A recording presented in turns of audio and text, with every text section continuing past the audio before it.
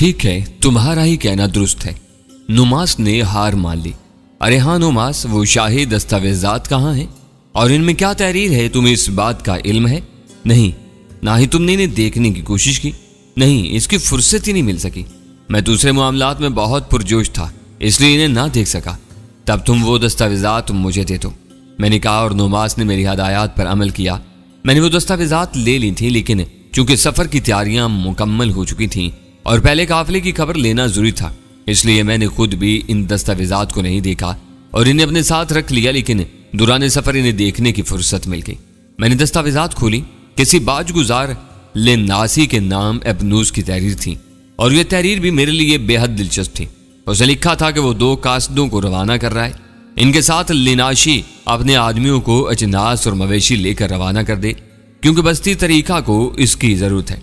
इसके साथ ही अशिया की तादाद तहरीर की गई थी। मैं खुशी से उछल पड़ा। अगर तकदीर का कोई वजूद है तो वो इस वक्त भरपूर तौर पर हमारा साथ दे रही थी।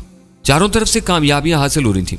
जैसा कि मेरा ख्याल था, नुमास मेरा जीरक साथी और ऐसा काबिले एतमाद दोस्त था जो जब तक कुछ न था एक बेकार शख्सियत का मालिक था, लेकिन जब कुछ बन गया तो फिर एक इंतहाई कारामद शख्स।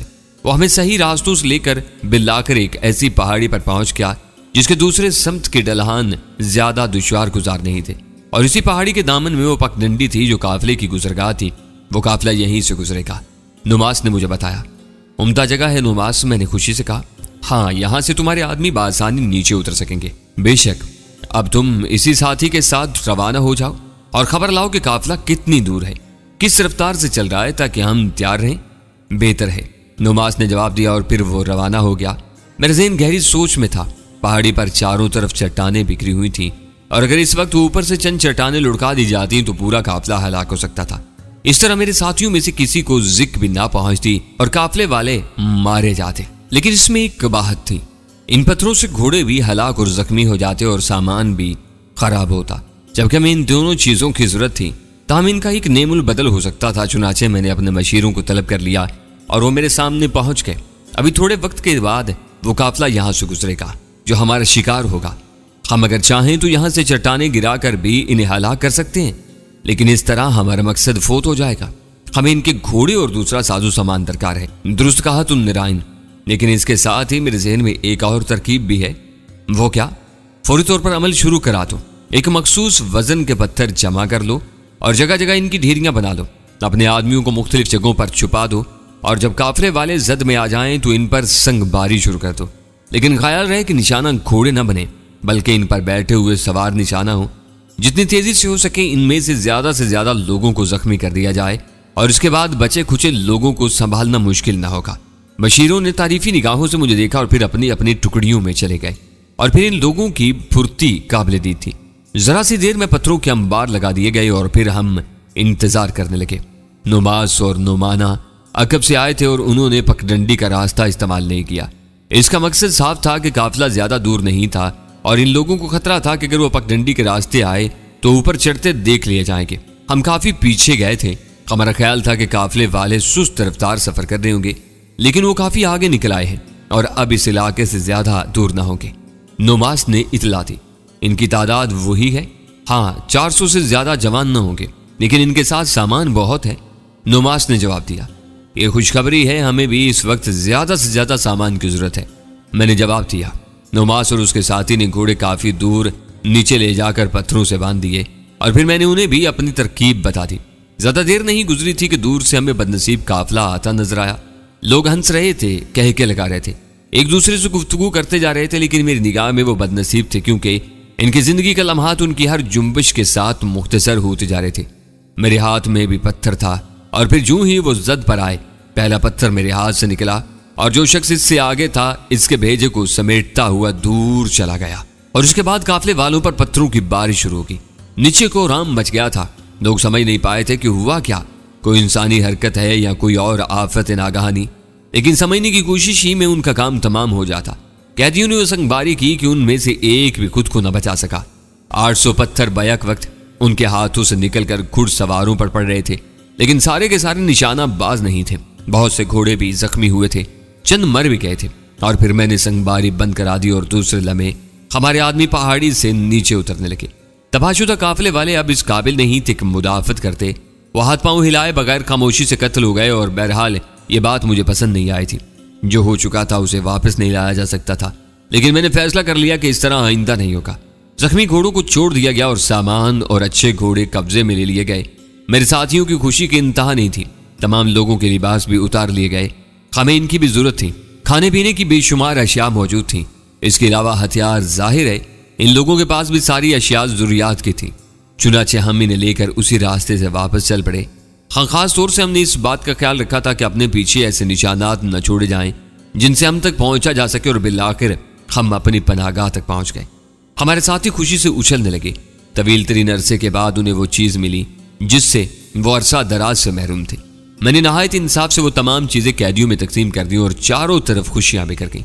मैं अपने दोस्त नुमास के साथ बैठा इनके दिलचस्प मशगले देख रहा था। खून आलूद कपड़े धोकर खुश्क होने के लिए लटका दिए गए थे। तब मैंने नुमास को मुखातिब किया, अब घोड़ों के लिए चरागाह का बंदोबस्त भी करना होगा। हाँ यकीनन, लेकिन ये मुश्किल काम नहीं है। क्यों? जिस रास्ते से हम गए थे वो बेहद सरसब्ज है, वहां से घोड़ों की खुराक हासिल की जा सकती है। नुमास ने जवाब दिया, ठीक है, लेकिन मैं ज्यादा से ज्यादा आसानियां चाहता हूं। हमें एक तवील मुहिम सरंजाम देना है। मसलन ये तो मैं बाद में बताऊंगा, फिलहाल है लोया बस्ती के लिए तैयारियां करो। हमें वहां से अनाज के ज़खायर की जरूरत है। इसके अलावा जो कुछ हाथ लगे, कब का इरादा है जिस कदर जल्द मुमकिन हो सके, ताकि अगर इन लाशों के बारे में तहकीकात शुरू हो तो हमारे पास पोशीदा रहने के लिए तवील वक्त हो। ओह ठीक है, अब तो हमारे पास घोड़े हैं और हम काफिले वालों के लिबासों में होंगे, इसलिए कोई हम पर शक भी नहीं कर सकेगा। नुमास ने कहा, बिल्कुल, तब मेरे लिए क्या हुक्म है? तुम इन लोगों को तैयार कर लो। तुम जानते हो कि तुम्हें क्या करना है। इस सिलसिले में मेरे मशीर तुम्हारी मदद करेंगे। चुनाचे तैयारियां होने लगी। खुशकुरम लोग मेरी कयादत की इस पहली कामयाबी पर बेहद मसरूर थे। दूसरी बात यह कि इन्हें उम्दा खुराक, हथियार और लिबास मिल गए थे। चुनाचे हर शख्स इस दूसरी मुहिम के लिए तैयार था, लेकिन मैंने सिर्फ 200 अफराद का इंतखाब किया। इन तंदुरुस्त और तवाना लोगों को लेकर मैं निकल पड़ा। नुमास मेरा रहबर था। उसने दबे लहजे में कहा था कि इस काम को तनहा भी अंजाम दे सकता है। बस्ती पहुंचने में हमें ज्यादा वक्त नहीं लगा था। बस्ती का सरदार जैसे हमारा ही मुंतजिर था। मैंने हुक्मनामा जो नुमास ने 2 चौबदारों से हासिल किया था सरदार के सामने पेश कर दिया। सरदार ने उसी वक्त हामी भर ली कि जो भी एबनूस ने कहा है वो काम किया जाएगा, लेकिन एबनूस की हदायत है कि यह काम जल्द अज जल्द किया जाए। मैंने उसका हुक्मनामा पढ़ लिया और मैं इस पर जल्द अमल करने का ख्वाहिशमंद हूँ ताकि मुझसे खुश रहे। और फिर मकामी सरदार ने ज्यादा वक्त न सर्फ किया। लातादाद घोड़े साजो सामान से लैस कर दिए गए और फिर सिर्फ 10 आदमी हमारी तहवील में दिए गए। मैंने खुद ही उसके लिए कहा था और हम सामान लेकर चल पड़े। प्रोफेसर, कोई दिक्कत नहीं हुई मुझे और मैं ये अजीम उशान जखीरा लेकर चल पड़ा। इन 10 आदमियों को भी मैं कत्ल नहीं करना चाहता था, इसलिए दौरान सफर जब वो आराम करने के लिए लेटे तो हमने इनकी रगें दबाकर इन्हें बेहोश कर दिया। और ये जगह हमारी पनाहगाह से ज्यादा दूर नहीं थी। चुनाचे हमारे इशारे पर हमारे शेर अपने आदमियों को लेकर दौड़ पड़े और थोड़ी देर के बाद ये जखीरा भी गारों में मुंतकिल हो गया। इसके बाद इन 10 आदमियों को घोड़ों पर सवार किया और हमारे आदमी ने लेकर चल पड़े। इस जगह से काफी दूर उन्हें एक ऐसी जगह ढाल दिया गया जहां से इन पर निगाहें पड़े और लोग इनकी मदद करें। इसके बाद हमारे आदमी वापस आ गए। अब हमारे पास खुराक और जरूरियात जिंदगी की हर चीज वाफिर मिकदार में मौजूद थी और मेरे साथी मेरे जान निसार बन गए थे। अब वो मुझसे वालिहाना मोहब्बत करने लगे थे। मैं उन मुतमईन लोगों को देख रहा था जो अब इन गारों में इस तरह खुश थे जैसे अपने मकानों में हूं।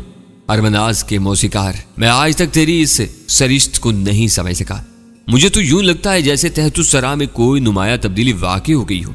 हालांकि मैं बार बार तुझसे यह बात कह चुका हूं, लेकिन यकीन नहीं आता कि तू इतना बदल चुका है, नुमास ने कहा। और नुमास, मेरी भी तुझे यही राय है कि इस मौजू पर गुफ्तगू करना छोड़ दे और वो बातें कर जो हमारे लिए आइंदा बेहतर साबित होंगी। हाँ, यही बेहतर है। मुझे तेरी बदली हुई शख्सियत को कबूल कर ही लेना चाहिए और ये सोच लेना चाहिए कि अरमनास की वादियों में बरबत बजाने वाला नगमा नवाज अपनी सारी जिंदगी का खराज अदा कर रहा है और तहतुस्सरा के माहौल में एक नई तब्दीली लाने का ख्वाहिशमंद है। ठीक है, तेरी सोच है, जो भी चाहे सोच। बहसूरत मेरे जहन में एक और बात है जिसका तज़किरा मैं तुझसे करना चाहता हूँ।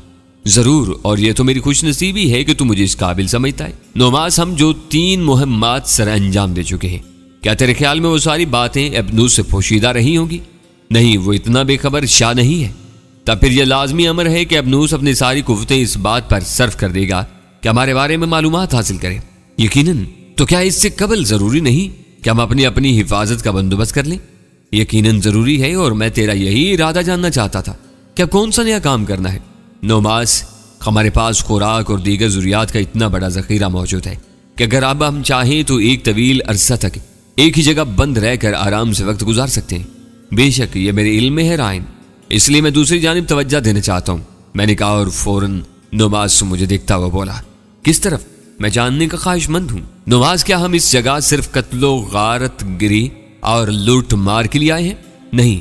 तो फिर जबकि ये इब्तदाई ज़रूरियात पूरी हो चुकी हैं तो क्यों ना हम अपना दूसरा काम शुरू कर दें? मैं भी यही चाहता हूँ, नुमास ने जवाब दिया। इस सिलसिले में तेरे ज़हन में कोई मशवरा या कोई ख्याल है नुमास? मैंने नुमास से सवाल किया। एबनूस के खिलाफ मुहम्मत के सिलसिले में? नहीं, पहले इससे बचाव के लिए, मैंने जवाब दिया। हाँ बेशक। तो क्या इसके लिए इतना काफ़ी नहीं है कि हम इन गारों में पोशीदा रहें? नहीं, क्योंकि गार और इसी किस्म की जगह ही हम जैसे लोगों के छुपने के लिए हुआ करती हैं। और यह बात एबनूस जैसा ज़ीरक जानवर ज़रूर सोचेगा। इसमें न सिर्फ इंसानों की सलाहियतें मौजूद हैं बल्कि जानवर की आदत भी इसमें बदरजा आतम मौजूद है। यानी कि वो दो हादसा है। इसके ज़हन में बहुत सारी बातें आ सकती हैं और वो इन गारों की तलाशी भी ले सकता है। बिल्कुल दुरुस्त है। तो फिर तेरा क्या इरादा है? मेरे ज़हन में एक तरकीब है नुमास। क्या?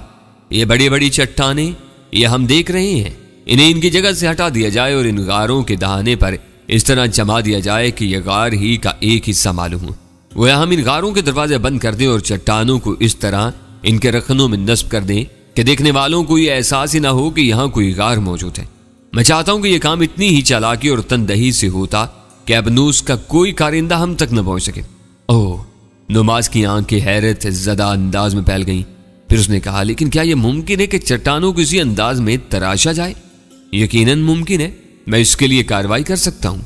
हाँ, सोचा जाए तो ज्यादा मुश्किल नहीं है। लेकिन मेरे अजीज दोस्त, क्या फिर हम इन गारों के कैदी बनकर रह जाएंगे? नहीं, बल्कि इन चट्टानों को हम इस तरह नस्ब करेंगे कि हमारी थोड़ी सी कोशिश से खुल सके। क्या ये सारी बातें इसी तौर मुमकिन है जैसे तुम कह रहे हो राइन? नुमास ने मुतज्जबाना अंदाज में पूछा। हाँ, अगर तुम चाहो तो मैं तुम्हें एक गार का धाना बंद करके दिखा सकता हूँ। यकीनन तुम ऐसा करो और इसके बाद ये मेरी जिम्मेदारी है कि मैं तुम्हारे असूल के मुताबिक तमाम गारों को इसी अंदाज में बंद करा दूं।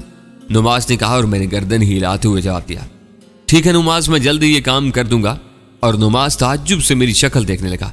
इसका ख्याल में यह अमर बेहद मुश्किल था कि इन अजीम उशान गारों को चट्टानों के जरिए बंद किया जा सके, क्योंकि इतनी अजीम उशान चट्टानें उखाड़ कर लाना ही कारेदार था।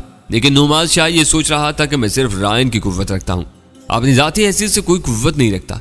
21 आदमियों को कत्ल करना या ज़हनी तौर पर कुछ कारनामे अंजाम दे देना कोई माफूकुल फितरत बात नहीं है।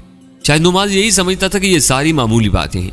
बहरहाल इस बात के साथ ही मेरे ज़हन में एक और बात आई, वो ये कि नुमास या सलानूस को ये पता नहीं चलना चाहिए था कि मैं माजी के इस दौर में भी अपनी कुव्वत से काम ले सकता हूँ और मेरी कुव्वतें इसी हैसियत से बहाल हैं जो मेरी हैसियत थी। बहरहाल मैं किसी भी तौर हार मानना नहीं चाहता था, तो मैंने इंतखाब किया एक चौड़ी चट्टान का, जो ज्यादा मोटी तो नहीं थी लेकिन जिसे तराश कर गार के एक दरवाजे पर बासानी रखा जा सकता था। गोगार का यह दरवाजा खासा कुशादा और वसी था, लेकिन ऐसा भी नहीं था कि इसके बराबर कोई चट्टान दस्तयाब न हो सकती हो। हमने काम शुरू कर दिया। मेरे साथ मेरे तकरीबन 100 साथी मेरी मदद कर रहे थे, जबकि इनका काम चट्टान को तराशना और इसके बाद इसे उठाकर गार तक लाना था। सो मैंने अपने जहन में गार का नक्शा महफूज किया और यह अजीम सलाहियत थी मुझ में कि मैंने गार के सारे नशीबो फराज को अपने जहन में महफूज किया और इन्हें चट्टान की तराश में मुंतकिल कर दिया। लोहे के हथियारों से चट्टान को इसी अंदाज में तराशा गया और फिर बेशुमार लोग इस चट्टान को लेकर गार के दरवाजे के नजदीक तक आ गए। अब सूरत हाल ये थी कि गार के धाने के निचले हिस्से में एक गहरा गड्ढा था और चट्टान में एक मजबूत पत्थर इस अंदाज में तराशा गया था कि चट्टान का वो हिस्सा गार के धाने के निचले खुदे हुए हिस्से में आ जाता और थोड़ा सा गार के आखिरी किनारों से ऊपर रहता। इस तरह अगर चंद अफराद मिलकर इस चट्टान के इस हिस्से पर जोर लगाते तो चट्टान इस उभरी हुई जगह जो गड्ढे में घूमती थी की वजह से बासानी घूम सके और इसका वजन सिर्फ इस जगह पर हो और बाकी चट्टान आहिस्तगी से घूमती हो। लोग इस वक्त समझ नहीं पाए थे कि मैं क्या करना चाहता हूँ और मेरा मकसद क्या है, लेकिन जब मैंने चट्टान गार के गड्ढे में नस्ब की तो लोग शशतर रह गए, क्योंकि दहानी के नशीबो फराज तिरछी हुई चट्टान की मुनासबत से बिल्कुल दुरुस्त थे और चट्टान इस तरह गार के धाने में नस्ब हो गई थी कि इसमें बहुत ही मामूली सा रखना बाकी रह जाता था, जिसके बारे में कोई सोच भी नहीं सकता था कि यह रखना खुल भी सकता है। चट्टान बेशुमार लोगों की मदद से इस गड्ढे में उतरी थी और बड़ी मुश्किल से नस्ब हुई थी। फिर हमने दहाना बंद कर दिया और दूर से देखने वाले हैरान रह गए थे। इनका कहना था कि कोई भी अंदाजा नहीं लगा सकता कि इस पहाड़ के पीछे कोई गार मौजूद है या गार के इस दहाने को मसनूई तरीके से बंद कर दिया गया है। इस बात पर लोगों ने खुशी से नारे लगाए। नुमास ने मेरे नजदीक आकर मेरी पूंछ थपथपाई, फिर उसने खलूस से कहा, मैं इसके सिवा और कुछ नहीं कर सकूंगा और ना ही इन लोगों से मुख्तलिफ अल्फाज तेरे लिए अदा कर सकूंगा, इसने कहा और मैंने मुस्कुराकर गर्दन हिला दी। इसके बाद नुमास बेशुमार लोगों के साथ इस काम में मसरूफ हो गया। मैं इन लोगों को गारों के नशीबो फराज के नक्शे समझाया करता था और पत्थर के एक टुकड़े से इन पर निशान लगा दिया करता था। यह काम इन लोगों के लिए बेहद दिलचस्प था और सब के सब इस काम को बड़ी तनदही से अंजाम दे रहे थे। और जब इतने अफराद एक काम को अंजाम देने के लिए पूरी लगन से जमा हो जाएं, तो इसका जल्द से जल्द होना क्यों कर मुमकिन नहीं है। चुनाचे सारे गार बंद कर दिए गए। अब सूरत हाल ये थी कि अगर इन गारों के दहानों को बंद कर दिया जाता तो सिर्फ 2 या 4 आदमी चट्टानों को घुमाकर बासानी बाहर निकल सकते थे। यानी चट्टानों को जरा सा घुमाने से दोनों जानिब 2 दरवाजे ही बन जाया करते थे और अगर इन्हें बाहर से खोलने की कोशिश की जाती तो ये एक नामुमकिन अमर होता। हमने चट्टान की तराश ऐसी ही तरतीब दी थी और उसके बाद हम लोग मुतमईन हो गए। चुनाचे मैंने नुमास से कहा, नुमास अब हमें दूसरा काम करना है। क्या रायन? नुमास ने पूछा। वो ये कि इन गारों में सुराख होने चाहिए ताकि इन सुराखों से हवा दूर दूर तक अंदर जा सके। यह भी ज्यादा मुश्किल काम नहीं है रायन, लेकिन क्या? मेरे ख्याल के मुताबिक तेरी मदद के बगैर नामुमकिन काम है ये, नुमास ने कहा और मैं सर हिलाने लगा। सो प्रोफेसर, इस तवील गुफ्तगू को मुख्तसर करने के लिए सिर्फ इतना कहूंगा कि इन गारों में एक अजीबो गरीब दुनिया आबाद होगी। बेशुमार लोग जिनके पास खाने के लिए खुराक के ज़खायर थे, वाफिर मिकदार में पानी के कुएं खोदे गए थे और मजीद कुएं खोदे जा रहे थे ताकि पानी की किल्लत ना हो। गोया हम बाहर की दुनिया से मुकम्मल तौर पर महफूज हो गए थे, लेकिन हम ये भी नहीं जानते थे कि बाहर क्या हो रहा है। हालांकि यह बात मेरे जहन में थी कि कुछ अरसे के बाद इस सिलसिले में भी कार्रवाई करूं और अपने कुछ आदमियों को ऐसी जगहों पर मुंतकिल कर दूं जहां से वो बस्ती की खबरें ला सकें। इसके साथ साथ ही मैं अपना दूसरा काम भी जारी रखे हुए था। चुनाचे गारों की खुशगवार फिजाएं काफी बेहतर हो गई। अब गारों के बाहर लोग तैनात रहते थे, लेकिन मुझे ये भी पसंद नहीं था। चुनाचे एक वक्त मैंने बैठकर एक नक्शा तरतीब दिया और फिर नक्शा के मुताबिक गारों के अंदर ही अंदर खुदाई करा दी। बड़ा ही अजीबो गरीब काम था ये प्रोफेसर। हम ज्यादा तवीलो अरीज सुराख नहीं बना रहे थे, बस इन सुराखों की चौड़ाई इतनी थी कि 2 आदमी बासानी इन सुराखों से गुजर सकते। यूं हम लोग सुराखों का जाल बिछाते रहे और छोटी छोटी सुरंगें गारों में फैलती रहीं। यूं गार आपस में एक दूसरे से मुंसलिक हो गए थे। कोई हमने जितने गारों में यानी जिन जिन में हमारे आदमी पोशीदा थे, इन सारे गारों को एक दूसरे से मुंसलिक कर दिया था। वैसे अब हमारा राब्ता बाहर की दुनिया से कथित तौर पर खत्म हो चुका था और अब हमारा कोई आदमी भी बाहर नहीं था। हत्ता कि माहौल की निगरानी के लिए भी हमने किसी आदमी को नहीं छोड़ा था। हाँ, अगर कोई गार मुश्तबा हो जाता तो उसके बाद बाकी बातें बाद में सोची जा सकती थी। गार के सुराखों के जरिए लोग एक दूसरे से मिलने जुलने आया करते थे। नुमास इस अजीबो गरीब काम से बेहद खुश था।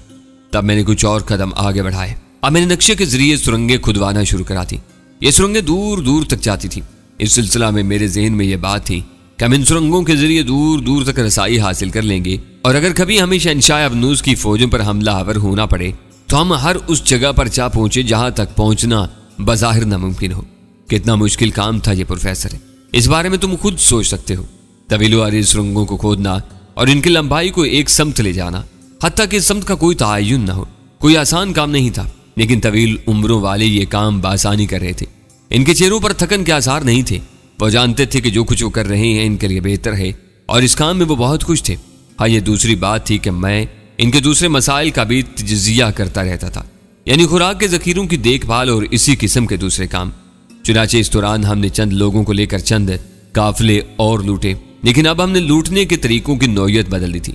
यानी हम काफिले वालों को हलाक करने के बजाय उन्हें अजियत देकर और परेशान करके भगा देते थे। इस सिलसिले में 1-2 बार नुमास ने मुझसे बात की थी। रायन, आजकल तुम इन मसलों में काफी रहम दिल हो रहे हो, उसने हंसते हुए सवाल किया था। नहीं नुमास, रहम दिली की बात नहीं है, लेकिन अब हम अपना बुरा वक्त टाल चुके हैं। इस वजह से क्या जरूरी है कि हम इन लोगों को लूटें भी और कत्ल भी करें। तो यही सोचा है अब मैंने कि इन लोगों को लूट कर छोड़ दिया जाए। मैंने जवाब दिया था और नुमास ने गर्दन हिला दी। ठीक है रायन, तुम्हारे फैसले आमतौर से दुरुस्त होते हैं, इसने जवाब दिया और बात खत्म हो गई। और इसी तरह हमने एक रोज एक काफिले को लूटा, उनका साजो सामान हासिल कर लिया, लेकिन अचानक एक शख्स मेरे हाथ लग गया जिसने मुझे हैरान कर दिया। इन्हीं लोगों में से एक था जो हमारे कैद खाने से फरार हुए थे। मैंने उसे पहचान लिया था, यानी इन कैदियों में से एक जो हमारी बात न मान कर राय फरार इख्तियार कर चुके थे। मैंने इस शख्स को पहचाना था और नुमास से कहे बगैर मैंने इस शख्स को गिरफ्तार कर लिया। नुमास इस बात पर बहुत हैरान था कि मैंने एक अजनबी शख्स को अपने गार में लाने की कोशिश की थी, लेकिन उसने मुझसे इस बारे में कुछ न पूछा। तब मैं उस शख्स को लेकर गार के खुफिया हिस्से में आ गया। गिरफ्तार होने वाला इस वक्त बेहोश था जब मैं उसे इन गारों में लाया था, लेकिन थोड़ी देर के बाद मैं उसे होश में ले आया। होश में आने के बाद उस शख्स इन खौफनाक गारों को देखने लगा। फिर उसने मुतहय्यराना अंदाज मुझे देखा और मेरे होंठों पर मुस्कुराहट फैल गई। क्या नाम है तेरा? मैंने सवाल किया। शोगा, उसने जवाब दिया। मुझे पहचानते हो? तो तुम्हें? हाँ नहीं, उसने गर्दन हिलाते हुए कहा। क्या तुम इस कैद खाने में नहीं थे जहां पत्थर और चट्टानें तोड़ी जा रही थी और जहां से कैदियों ने भरपूर फरार की कोशिश की थी, जिसमें तुम भी शामिल थे? मैंने कहा और वो शख्स मुझे हैरत से देखने लगा। ओह, अब मैं तुम्हें पहचान गया हूं। तुम वही हो ना, अरमनास की वादी के बरबत नवाज राइन? हाँ मैं वही हूं, लेकिन तुम यहाँ कहाँ? मैं इस काफिले के साथ था जिसे लूटा गया है, शोगा ने जवाब दिया। तुम्हें याद है ना, मैंने तुम लोगों को एक पेशकश की थी, लेकिन तुम मेरी पेशकश पर गौर किए बगैर बुजदिली से फरार हो गए। मेरे अजीज दोस्त, मेरे अजीज साथी, तुमने वाकई हम लोगों को जो पेशकश की थी, हम ताजिंदगी उस पर पछताते रहेंगे। क्यों? मैंने सवाल किया।